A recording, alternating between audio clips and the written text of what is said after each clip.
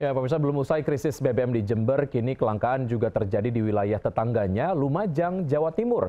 Bahkan warga rela mengantri berjam-jam di SPBU untuk mendapatkan BBM jenis Pertalite yang sulit didapatkan sejak 2 hari terakhir.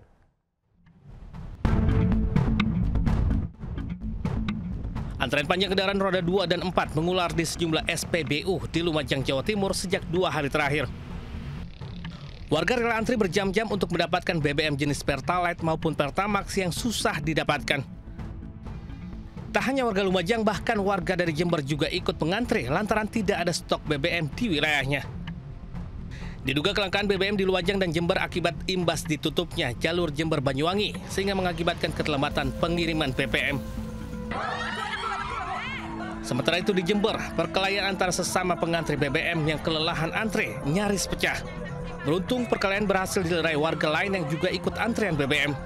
Sementara itu salah satu warga pingsan akibat kelamaan mengantri. Beruntung warga lain sigap menolong korban. Kelangkaan BBM di Jember sudah terjadi di hampir seluruh SPBU di Jember sejak beberapa hari lalu. Diduga kelangkaan dampak dari kemacetan parah di jalur Pantura. Tim Liputan News melaporkan. Ya, pemirsa, kelangkaan BBM di Jember, Jawa Timur masih terus terjadi dan sudah ada Bambang Sugiarto di Jember, Jawa Timur. Selamat siang, Bambang. Apakah antrian BBM masih terjadi saat ini di tempat Anda berada saat ini, Bambang? Ya, terima kasih. Pemirsa, sekarang saya berada di SPBU di Kelurahan Tegal Besar, Kecamatan Kaliwates, Jember. Terlihat pembeli BBM masih mengular sejauh kiloan meter. Dia berangkat sejak pagi, sejak subuh hingga siang hari ini. Para pembeli ini kebanyakan panik karena kelangkaan BBM yang terjadi di Jember. Mereka datang tidak hanya dari Jember, di luar daerah juga mengantri BBM di SPBU Kecamatan Kaliwates ini. Demikian. Oke, Bambang, boleh Anda mungkin gambarkan berapa panjang antrian yang kemudian saat ini terjadi dan sebetulnya BBM jenis apa yang kemudian langka, Bambang? Ya, terima kasih. Antrian panjang ini berada di Kecamatan Kaliwates kira-kira kiloan meter, sekitar 1 atau 2 kilometer, dan jenis BBM yang sekarang ini langka yaitu Pertalite dan Pertamax. Mereka terlihat antri secara teratur meskipun sangat jauh sekali untuk mendapatkan BBM bagi sepeda motornya maupun mobil mereka. Demikian. Baik, terkonfirmasi bahwa memang jenis BBM yang langka ataupun tidak ada di SPBU di mana Anda melapor saat ini adalah Pertalite dan juga Pertamax, begitu ya. Untuk solar tidak ada kelangkaan ya? Ya, sejauh ini solar masih aman terkendali, Mas. Baik, dari informasi yang Anda himpun, apa saja sebetulnya penyebab kelangkaan BBM yang sampai saat ini masih terjadi di Jember Timur, Bambang? Ya, terima kasih.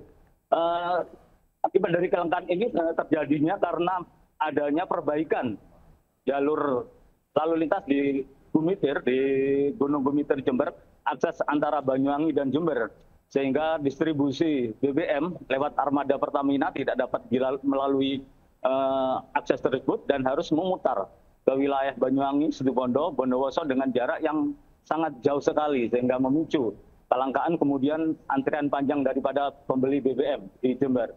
Demikian. Apakah ada informasi dari manajemen SPBU tempat di mana Anda melapor sekarang, apa yang kemudian akan mereka lakukan supaya kelangkaan BBM ini tidak lagi terjadi, Bambang? Ya, sejauh ini Pertamina telah menggelontorkan 86 armada ya, itu didatangkan dari Solo, dari Malang dan Surabaya untuk puluhan dari SPBU di Jember.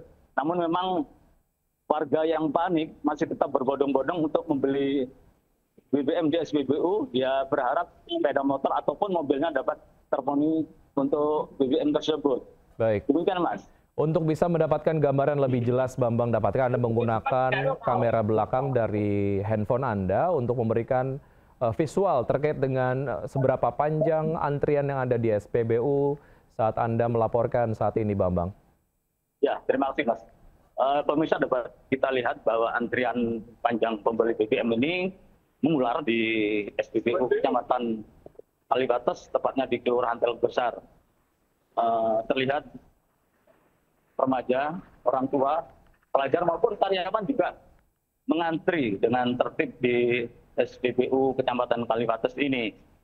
Mereka berharap agar BBM dari sepeda motor ataupun mobil dapat dipenuhi, menyusul kepanikan mereka sendiri bahwa sejatinya BBM masih bisa digelontorkan oleh Pertamina dengan 86 armadanya yang datang semalam.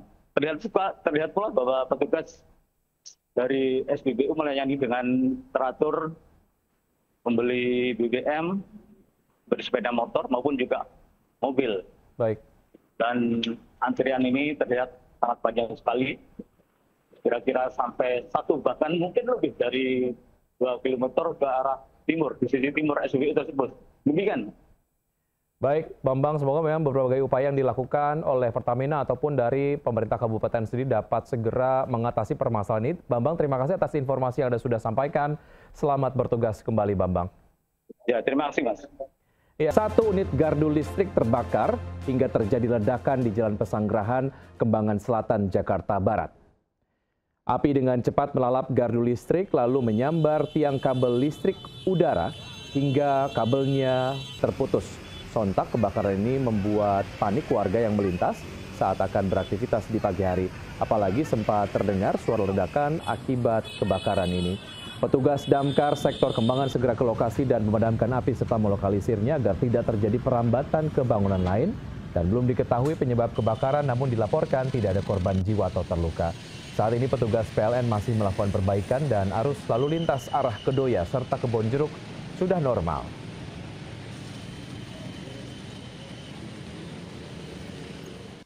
Sementara itu di Jombang, Jawa Timur, pemirsa, akibat pengemudi dalam kondisi mengantuk, truk pengangkut tabung oksigen menabrak minibus yang berhenti di bahu jalan. Minibus pun ringsek sementara tabung oksigen berantakan di tengah jalan.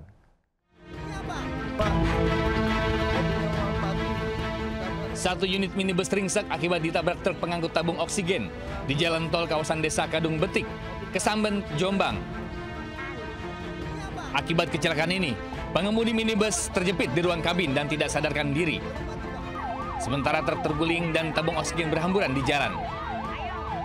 Kecelakaan berawal saat truk melaju dengan kecepatan tinggi dari Jombang menuju Surabaya. Diduga supir mengantuk, sehingga saat minibus berhenti mendadak di bahu jalan, ia tidak bisa menghindar. Truk pun menabrak bagian belakang minibus hingga ringsek.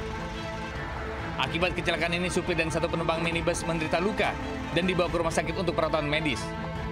Dari Jombang, Jawa Timur, Mukhtar Bagus, iNews melaporkan. Seorang pelajar nyaris jadi korban pengeroyokan gerombolan pelajar lain di Lebak, Banten. Melihat kejadian tersebut, warga pun menghalau pelaku dan mengamankan 1 sepeda motornya.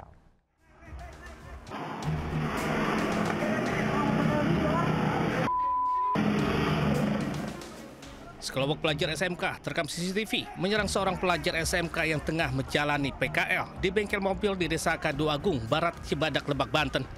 Khawatir jadi korban penganiayaan, korban lari ke warung bakso hingga warga mengusir pelaku penyerangan. Bahkan 1 motor pelaku diamankan warga usai dirampas kunci kontaknya. Para pelaku penyerangan pun akhirnya lari tunggang langgang usai mendapat perlawanan dari warga. Menurut korban, dirinya tidak mengetahui motif penyerangan pada dirinya. Ia juga memastikan tidak memiliki permasalahan apapun sebelumnya dengan para pelaku. Bahkan korban mengaku sempat mengira para pelaku hendak menanyakan alamat kepadanya. Dari Lebak, Banten, Iskandar Nasution, iNews melaporkan. Dipicu status sengketa, polisi memasang plang penyidikan berukuran besar di depan Hotel Sultan Kompleks Gelora Bung Karno, Senayan, Jakarta Pusat. Pada saat bersamaan, sejumlah tamu hotel pun memilih untuk keluar dan meninggalkan hotel.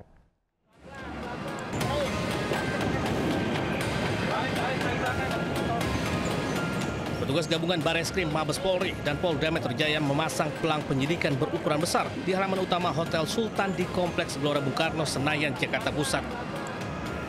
Pelang berisi tanah dan bangunan Hotel Bintang 5 ini sedang dalam proses penyidikan Dirtipidum, Bareskrim, Polri, dan Polda Metro Jaya. Di waktu bersamaan, sejumlah tamu yang tengah menginap terlihat keluar dari dalam hotel dengan membawa tas perlengkapan mereka. Namun belum diketahui pasti apa pengunjung keluar karena pemasangan pasangan pelang penyidikan atau ada faktor lain. Saat ini Hotel Sultan berstatus sengketa antara PT Indebelt Co, sebuah perusahaan milik konglomerat Ponco Sutowo, dengan pusat pengelolaan Kompleks Gelora Bung Karno. Majelis Hakim PT UN Jakarta pun sudah menolak gugatan Indobelt Co. dengan alasan hotel tersebut berdiri di atas lahan milik negara. Dari Jakarta, Rani Sanjaya Ayus melaporkan.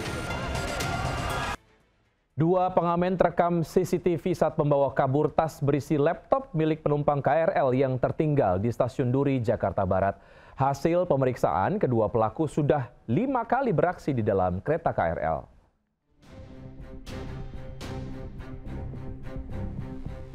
Dua pria terekam kamera pengawas saat memasuki kereta komuter lain yang kosong di Stasiun Duri Tambora, Jakarta Barat. Saat melihat ada tas tertinggal di rak kereta, salah satu pelaku segera menggasaknya dan kabur. Sementara itu, isi tas diketahui berisi laptop. Aksi pencurian ini baru diketahui usai pemilik tas melapor ke petugas keamanan komuter lain. Usai mendapatkan laporan, polisi menggerebek tempat tinggal kedua pelaku di kawasan Stasiun Manggarai, Jakarta Selatan dan Kalianyar, Tambora, Jakarta Barat. Kedua pelaku yang berprofesi sebagai pengamen memang kerap mencari kesempatan mengambil barang penumpang yang tertinggal. Dari pemeriksaan sementara, diketahui keduanya sudah beraksi selama 5 kali. Sementara untuk laptop yang dicuri mereka jual di pusat perbelanjaan kawasan Jakarta Pusat senilai Rp750.000. Atas perbuatannya, kedua pelaku dijerat dengan pasal 363 KUHP tentang pencurian dan ancaman hukuman 5 tahun penjara. Dari Jakarta, Miftahul Gani, iNews melaporkan. Ya, pemirsa, kita ke informasi lain. Rumah yang menjadi lokasi pengoplosan gas bersubsidi digerebek di Kampung Ciberem, Cileungsi, Kabupaten Bogor, Jawa Barat. Polisi mengamankan 1 pelaku beserta puluhan tabung gas bersubsidi dan non-subsidi.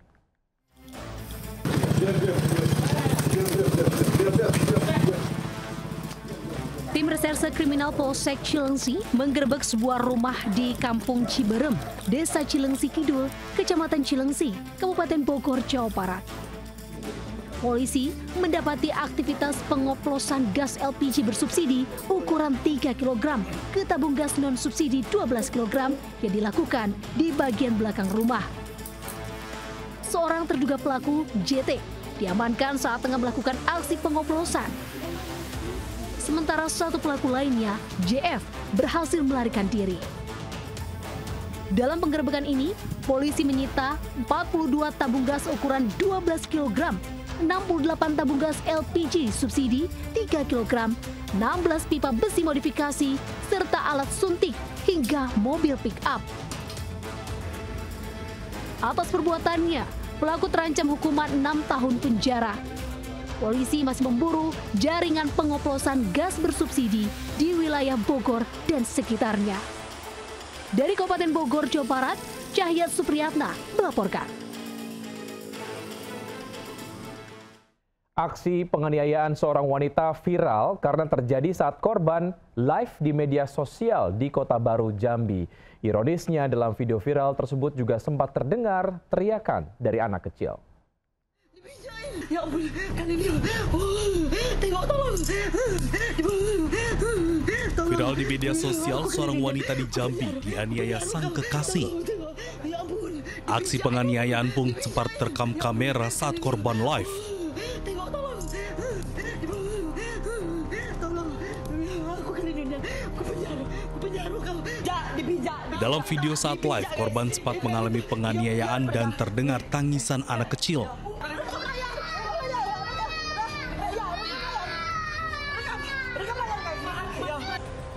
Setelah viral di media sosial, akhirnya pelaku penganiayaan ditangkap polisi. Motif penganiayaan diduga karena persoalan nafkah keluarga untuk membeli susu anak mereka, namun pelaku tidak bisa memenuhi permintaan korban. Atas perbuatannya, pelaku terancam pasal 351 KUHP pidana tentang penganiayaan dengan ancaman hukuman di atas 5 tahun kurungan penjara. Dari Kota Jambi, Adrianus Susandra, iNews melaporkan. Pemirsa, pejabat Kementerian BKKBN tiba-tiba berkomentar soal kulit wajah orang Indonesia yang katanya susah glowing karena sering stres dan beban hidup yang berat. Nah, kira-kira benar atau tidak ya klaim tersebut? Berikut liputannya.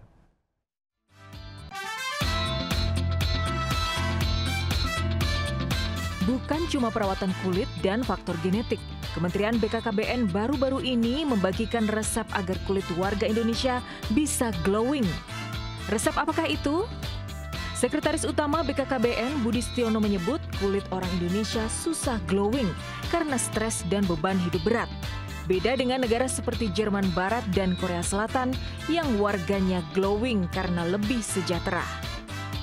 Sementara Kepala BKKBN Wi Haji berpendapat kulit wajah glowing bisa didapat dengan cara hidup optimis dan terus berpikir positif. Gak semua yang diperintahkan Pak Presiden dalam kerangka menaikkan indeks kebahagiaan.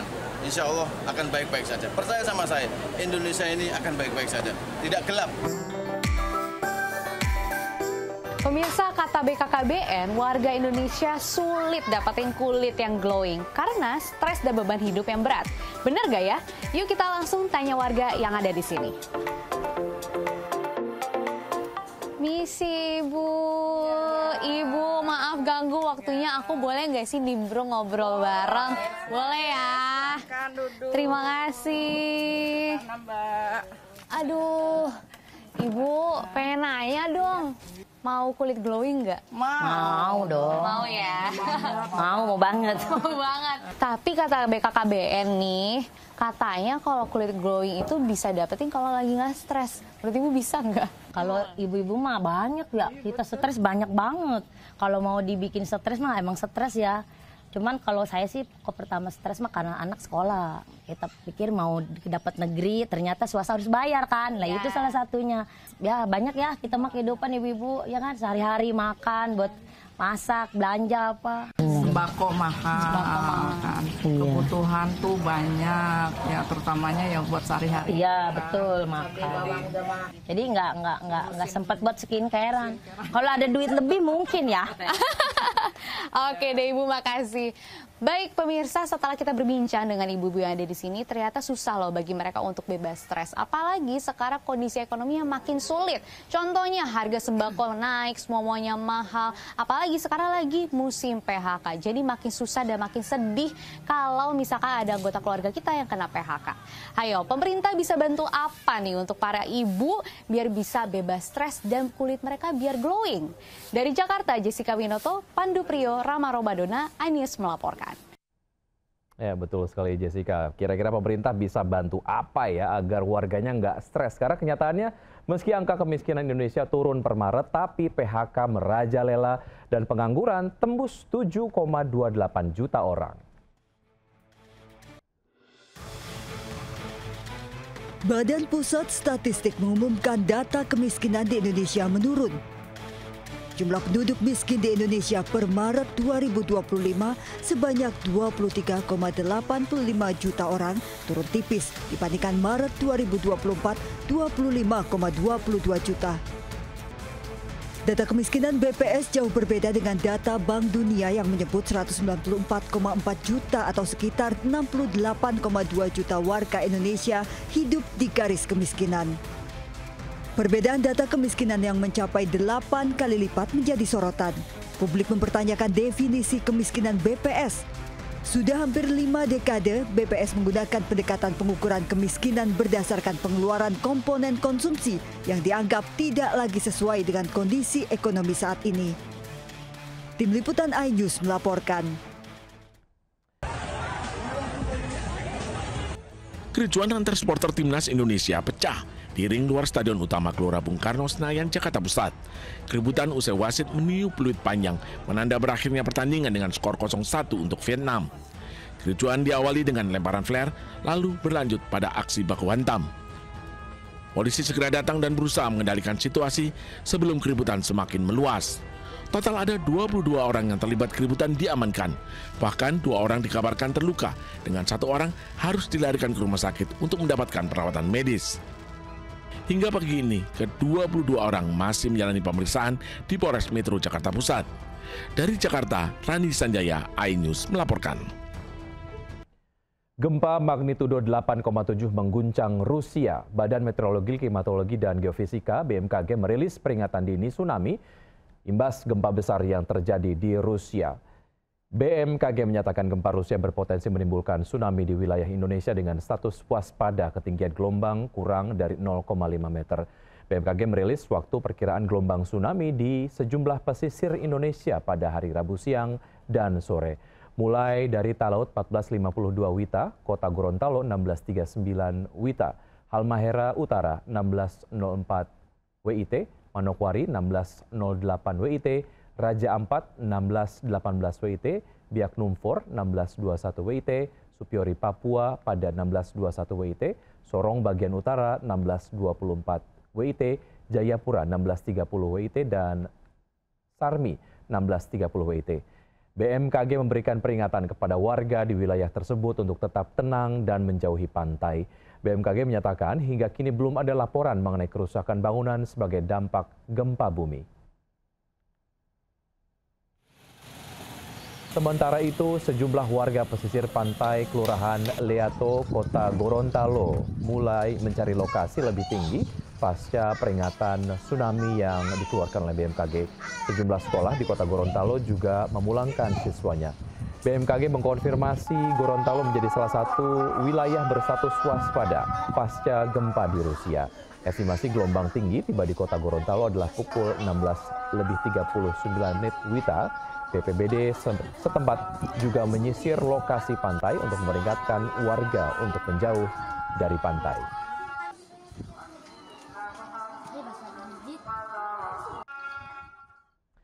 Gempa magnitudo 8,7 mengguncang Rusia menyebabkan kerusakan hebat di sejumlah wilayah di Rusia. Kerusakan paling parah terjadi di wilayah Kamchatka, Rusia. Gempa terbesar selama 1 dekade ini menimbulkan kerusakan luar biasa di sejumlah wilayah di Rusia. Gempa ini berpusat sekitar 125 km di timur tenggara Petropavlovsk, Kamatsky, dan kota ini memiliki penduduk 165.000 jiwa. Tidak hanya itu, Rusia mengeluarkan peringatan tsunami di selatan semenanjungnya. Peringatan tsunami juga dikeluarkan pemerintah Amerika Serikat dan juga Jepang.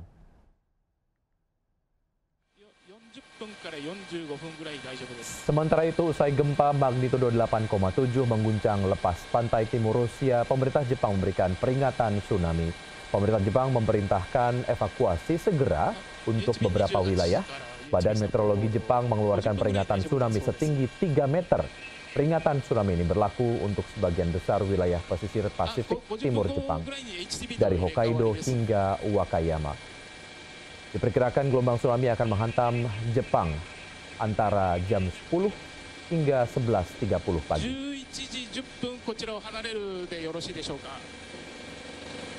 Butuh 3 pekan bagi Polri untuk mengumumkan penyebab kematian diplomat Kemenlu Arya Daru Pangayunan.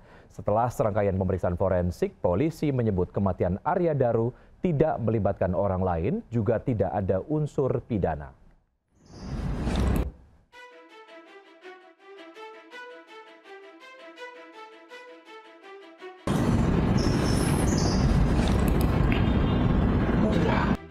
Hah? Foto Pak. Apa? Foto dilakban mulutnya. Hah? Mulutnya kok dilakban itu? Loh, foto Pak. Saya nggak mau ini. Misteri kematian diplomat Arya Daru Pangayunan sampai di babak akhir. 3 pekan sejak kematian Arya, di Reskrimum Polda Metro Jaya mengumumkan serangkaian pemeriksaan forensik. Mulai dari otopsi, digital forensik, hingga psikologi forensik. Dan hasilnya polisi menyebut kematian Arya Daru tidak melibatkan pihak lain, juga tidak ditemukan unsur pidana.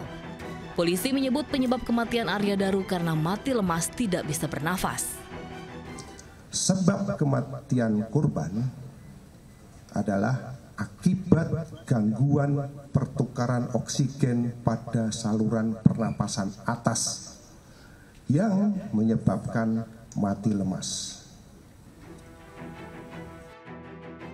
Polda Metro Jaya menyebut telah memeriksa 103 barang bukti dari rumah kos, kantor, serta dari keluarga korban. Beberapa di antaranya dihadirkan saat konferensi pers Selasa sore kemarin, yaitu lakban kuning, alat kontrasepsi, hingga pelumas. Polisi juga memberikan sejumlah temuan penyelidikan. Dari hasil otopsi, polisi menemukan luka lecet di leher, wajah, dan bibir, juga memar di lengan kanan. Di kamar Arya Daru, polisi menemukan sidik jari di sisa bonggol lakban, tapi tak ada DNA orang lain di TKP. Pintu kamar Arya terkunci 3 lapis dari dalam dan tidak ada plafon rusak. Polisi juga menemukan obat paracetamol, CTM, dan alat kontrasepsi di kamar Arya. Dari pemeriksaan digital forensik laptop Arya, polisi menemukan email dari akun Arya Daru ke Badan Layanan Konsultasi Psikis terkait keinginan bunuh diri. Email dikirim pada 2013 dan 2021. Meski sudah memberikan hasil penyelidikan, Polda Metro terus melanjutkan pemeriksaan saksi, termasuk 2 teman Arya yang berinteraksi sebelum Arya Daru ditemukan tewas. Sementara itu, pemirsa, keluarga masih ragu Arya Daru meninggal dunia karena bunuh diri. Keluarga meminta kepolisian untuk melanjutkan penyelidikan dan meyakini bahwa kebenaran akan terungkap. Kami percaya bahwa kita semua bagian dari masyarakat ini percaya bahwa keadilan adalah milik bersama, ya. Jadi pada waktunya nanti kami juga percaya kebenaran akan terungkap dengan. Akibat alat kelamin terjepit resleting, seorang bocah 7 tahun dilarikan orang tuanya ke kantor Damkar, Depok, Jawa Barat. Kejadian alat kelamin terjepit resleting saat korban hendak berangkat ke sekolah.